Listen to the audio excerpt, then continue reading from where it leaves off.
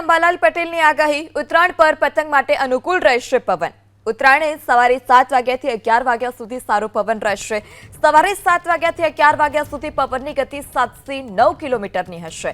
અમદાવાદ મહેસાણામાં પવનની ગતિ સારી રહેશે। મહુવા ભાવનગર પોરબંદરમાં પવનની ગતિ અનુકૂળ રહેશે, જ્યારે સુરત રાધનપુર જામનગરમાં 9 કિલોમીટર પ્રતિ કલાકની ઝડપે પવન ફૂંકાશે।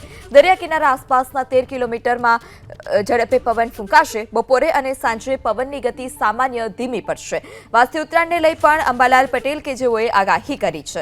15 જાન્યુઆરીએ પવનની દિશામાં વધઘટ જોવા મળશે। આ વર્ષે ઉત્તરાયણે પતંગ રસિકોને મજા પડશે।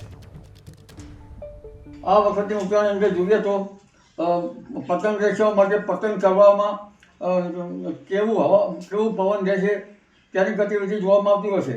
તો ભિન્ન ભિન્ન ભાગોમાં આપણે પવનની ગતિવિધિ જોઈએ તો લગભગ પરોળીના ભાગમાં, અમદાવાદના ભાગોમાં લગભગ પરોળીએ 7 કિલોમીટર ક્યાંક 9 કિલોમીટરનો પવન રહેવાની શક્યતા છે।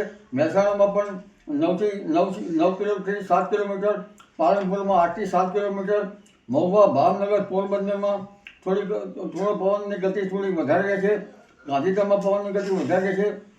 જામનગરમાં પણ પવનની ગતિ લગભગ 9 કિલોમીટરની આસપાસમાં રહેવાની શક્યતા રહેશે। સવારે રાધનપુરમાં 9 કિલોમીટર આસપાસ, વિરંગામાં 10 કિલોમીટરની આસપાસ, દરિયા કિનારે 12 કિલોમીટરની આસપાસ, સુરતમાં 9 કિલોમીટરની આસપાસ રહેવાની શક્યતા રહેશે। સામાન્ય રીતે પતંગ રસિયા માટે પતંગ ચગાવવા માટે સમય સાનુકૂળ રહેશે, પરંતુ વચ્ચે પવનના લહેર આવે ત્યારે ઢીલ મૂકવી પડે, એટલે એકંદરે આ ગતિ સારી રહેશે।